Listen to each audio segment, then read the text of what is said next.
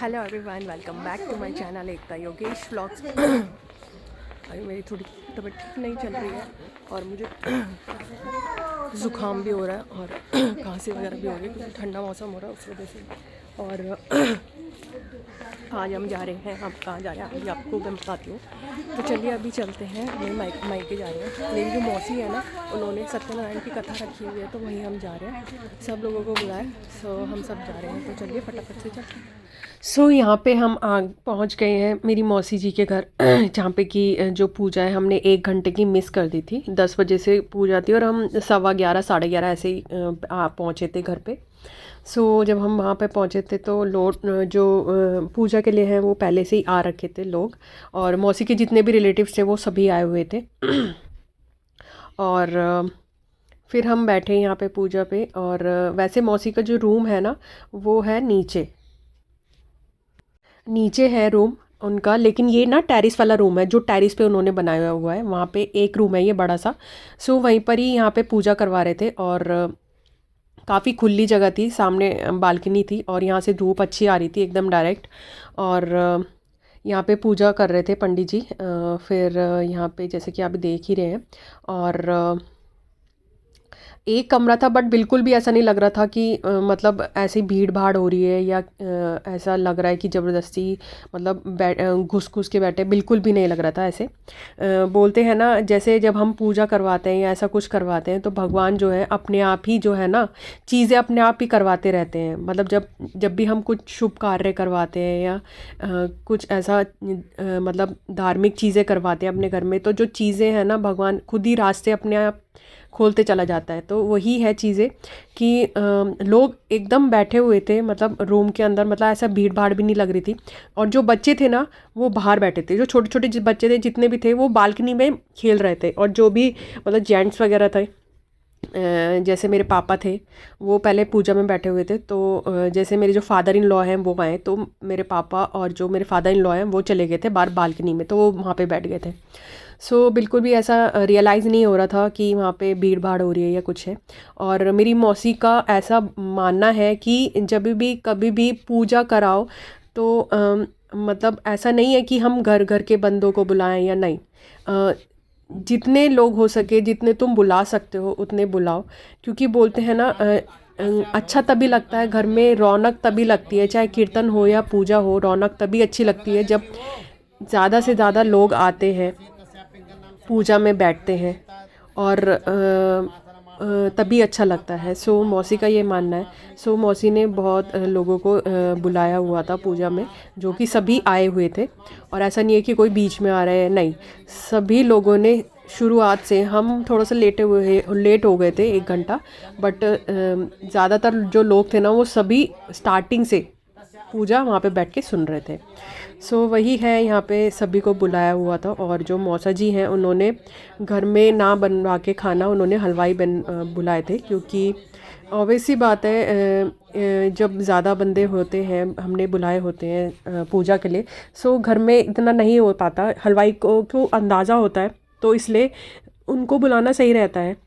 सो वही हलवाई ने खाना बनाया हुआ था, जो कि प्रसाद में बनता है। जो सत्यनारायण की कथा होती है उसमें जो खीर होती है वो मेन होती है, जो कि बनी हुई थी। और जो प्रसाद में जो पूरी बनी हुई थी, 2-3 तरह की सब्ज़ी बनी हुई थी और खीर थी। और बस यही था भगवान के प्रसाद में जो होता है, यही बना हुआ था। और यहाँ पे आप देख सकते हैं कि पूजा जो हवन हो रहा है ना यहाँ पे, वो बहुत ही अच्छे तरीके से यहाँ पे पंडित जी करवा रहे हैं। और जैसे बहुत जगह हमने देखा है ऐसे कि पंडित जी जो है ना क्या करते हैं, सिर्फ घर घर के जो लोग होते हैं ना उनसे हवन में जो सामग्री वगैरह डलवाते हैं। लेकिन जो ये पंडित जी थे ना, इन्होंने किसी भी तरह का भेदभाव ना करते हुए सभी को एक एक जो वहाँ पे आदमी था उन सभी को, उन सब से उन्होंने जो हवन सामग्री है ना हवन में डलवाई। उन्होंने बोला पहले आगे आगे के जो लोग हैं वो आ जाओ हवन में सामग्री डालने, फिर जो आगे के हैं वो मतलब पीछे हो जाओ, और जो पीछे के हैं वो आगे आ जाओ।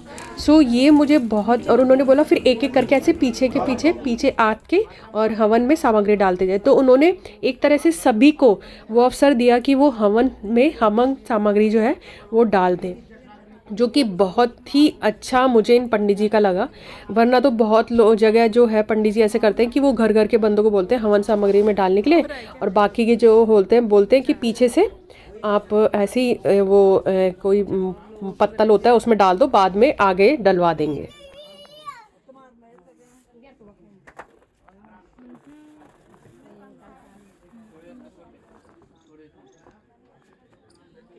हाय कर दो।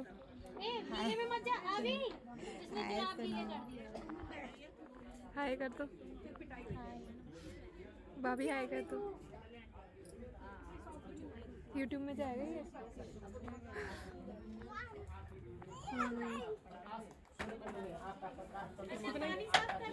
भगवती दुर्गा माँ इष्ट देव का भेंट करो, आपका यज्ञ का फल भगवान धरती माँ को ताकि धरती में अन्न हो, अन्न से भगवती गौ माता और इन मेघों से, इस यज्ञ से आसमान में मेघों की वृद्धि हो, वृद्धि से वृष्टि की वृद्धि हो, और वृष्टि से भगवान सुख समृद्धि की वृद्धि। हम देवस्वा ऐसे करें, हम हरि ओम गति गति सुराश्रय यत्र ब्रह्मा देव पुनरागमनाय।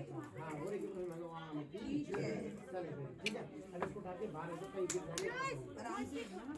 सो यहाँ पे जो है मौसी जी, मौसा जी और रोहित, उनके परिवार के जितने भी थे उन सब ने जो है की आरती।